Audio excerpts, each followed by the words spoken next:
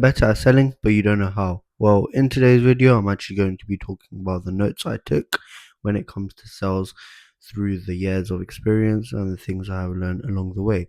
So I have a little sheet. I'm going to be talking through it.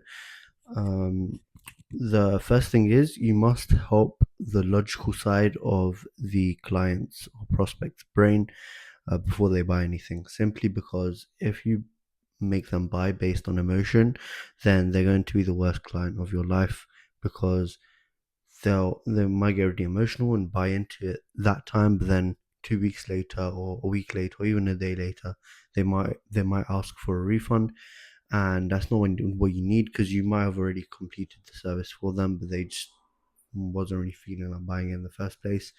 So yeah, remember, always logical and never emotional. You could add in a little bit of emotional aspect in it, but logic is what's needed to like kind of walk them through it, and it makes a great customer. So another thing is um objection is where like it really does start, because if people was to just say yes on sales meetings and cold calls and things like that, then it wouldn't really be you learning the skill of selling. It would just be either them trying to get rid of you or them being interested and like them wanting that service. You just came at the right time. If that makes sense. When they do give you objections, it doesn't mean no unless they've actually said no as an objection.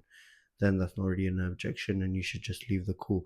But if they say things like "I'm not interested," there's always ways to say, for example, "I know you're not interested. I don't know you. You don't know me. But if you just give me a minute, then I could show you."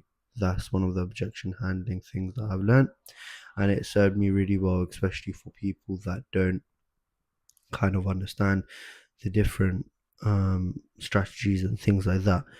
Now, another objection, a really big objection, is I don't want to buy right now.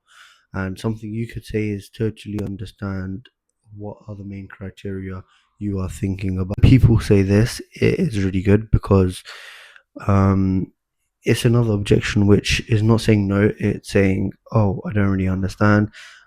Tell me more about it in a way, but they're just not phrasing it that way. So it's a really good way for you to come back with something else and see where it goes from there.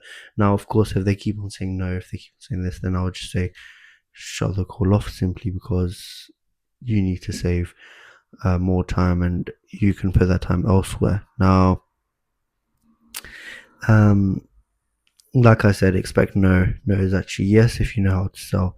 Now, another thing is keeping the prospect the main priority. I see a lot of these people is talking about how do I close this? How do I close this? How do I make money with this? How do I make money with this? But if you just change that shift into thinking, how do I help that person solve that problem? Because the money will follow eventually. They'll have to pay for you to solve that problem. But how do you actually put your shoes in their shoes and be like, how do I solve this problem if I had it, if I had to deal with it, or if I had it? Now, one of them, which is an old service, would be social media marketing. It's kind of oversaturated now. There's stuff like AI and things like that, which I recommend you get into. But marketing, for example, customers before used to have problems with running Facebook ads, Instagram ads, and things like that. And basically, what happened was a lot of people made money through that way simply because they were coming in and they were telling them, okay, look, I'll get you more better ads, bigger ROI, and things like that. And that's kind of where everything jumped up for SMMA and the hype around it, but now it's kind of died off. AI now, you could basically just call them and be like, I have this AI thing which can help you save time and make more money in the long run. And there are a lot of people which are making 10k to 100k a month every single month consistently in profit doing this exact same thing. Now, the third and the final thing, not even third, but the final thing is you need to record all sales simply because you would want to look back at it and understand where you went wrong and how you can improve, like an athlete would do or someone along that line would do.